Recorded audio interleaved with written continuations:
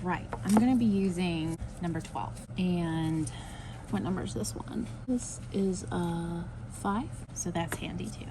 We're gonna start down here. And this is the same idea as the stars. Did we do some dots last week? Yes. Okay. So just a real quick reminder then, sometimes we have to shave it off if they're making Hershey Kisses, or after it crusts, we can just use our finger and tap them down.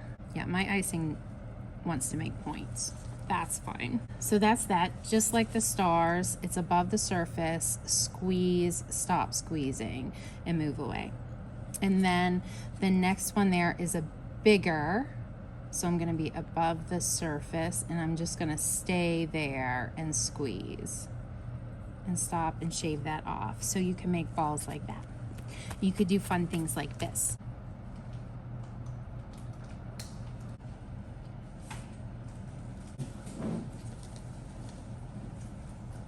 With just this simple shape here. The next down here is that elongated. So we're above the surface, and what we want to work on here is squeezing at a steady, even pressure as we move the icing around. So this is like if we're filling in an area, if we're making, it looks like I'm gonna make a square or a rectangle. And then I also want to talk about, while I'm doing this, a frozen buttercream transfer. Have you guys ever heard of that? Basically, you would make your decoration. Like, let's see, I needed like a character. This guy's what I need. And then I just want to smooth that out. And that's my decoration. So like, if I wanted to make this square, I could either do it right on the cake, or if it's gonna have multiple layers and multiple colors, I can do it on a parchment paper. I think the last time I did this was like Buzz Lightyear, right? So I had the parchment paper on top of a coloring book page, and I outlined it with the black and then filled it in with these elongated shapes and smoothed it out, and then you freeze it, and then you flip it over and put it on your cake. So that's why we learn the elongated shapes, along with practicing pressure control while we're moving it. And then the next one's just same thing, bigger and more to fill in areas. Okay, now not on here is a balloon. And at the bakery, people want balloons on their cakes. So remember, I'm checking the coupler for a notch. I want that notch down. You could do this with the number 12, or you could just do it with the open coupler. It's gonna be bigger because that opening's bigger, right? So I'm above the surface. I'm gonna squeeze, kind of lift the bag up and keep squeezing, pull it back towards me and releasing pressure. All right, and that's your balloon. And then we make like clusters of balloons because that's super cute. And then the balloons need a string. Otherwise, they're just blobs of icing. So like you can make a little round bit and bring the string down, or like a bow and bring the string down, or just a straight. Okay, so there's your balloons.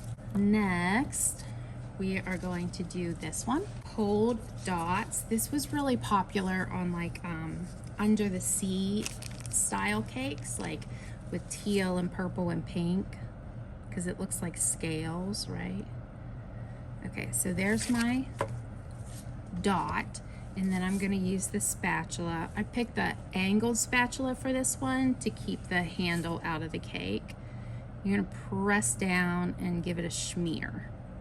But you just wanna make sure that you leave that little bit there. Okay, and now I'm gonna start the next one where it's ending off. Clean it off in between. Clean your spatula off in between the pulled dots. Okay, so we would put this like all around the outside of the cake. like the whole sides. Oh, I see. Okay. Yeah. Okay, and then let me clear off my board and my finger. And these are all things that are building on each other. So it seems like a lot right now, but it's all kind of the same technique and move and tip for this one, a round tip.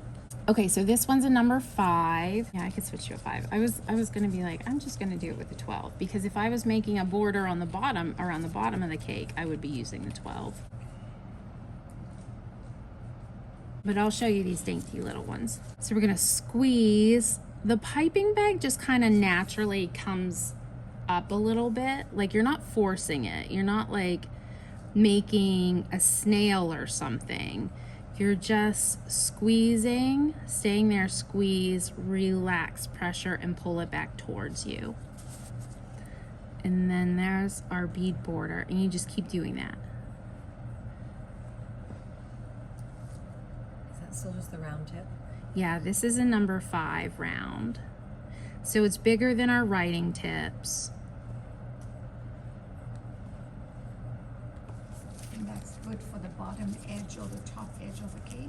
Yeah, for the border, I would be using, I think in the book, the example picture of doing this is stripes on the side of a cake. But for a border, okay, we did this at 45-degree angle, 6 o'clock, right? The rest were all 90 degrees so far. Now for the border, it's gonna be 45-degree angle, but on my cake, I'm more at a 4 o'clock, okay? It's not like this. It's gonna be like this, going around from left to right.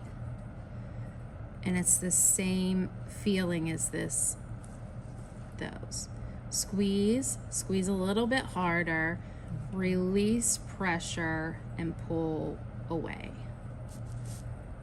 And then you're on the turntable. So keep your arm, your wrist straight, your piping bag in the same place, and use your turntable for that border. Okay, did you see how I messed up there? I want to talk about that. I still had some icing coming out of my bag, so it's a good idea to clear it off when you do.